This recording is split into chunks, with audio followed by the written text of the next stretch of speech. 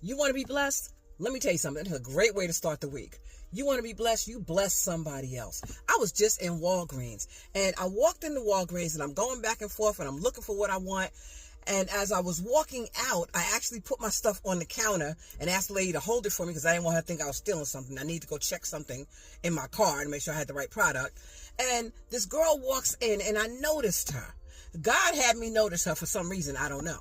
So I go up and I put my stuff on the counter. There's two people in front of me. And I said, can you have somebody open the restroom? Because then I got to go to the bathroom. So I go to the bathroom, find out it's locked, come back, and I go, oh, the bathroom is totally out of order for the whole day.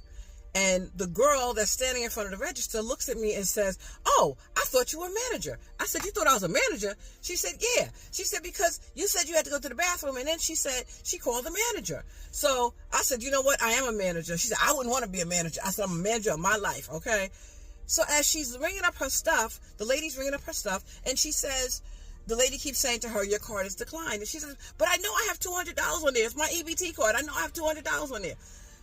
I walk in front of the lady that's in front of me. I go over and I pay for her stuff. Now, I'm not going to discuss how much I paid for her stuff, but she was very grateful, right?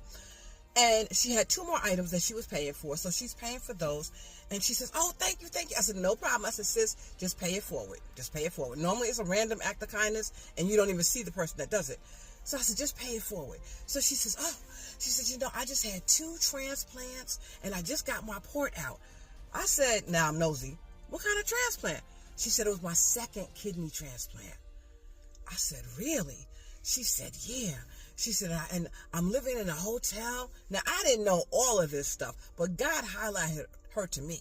So that's why I say, if you want to bless somebody, and you want to be blessed. Because I promise you, that in itself was a blessing in itself. And it's a great way to start the week off.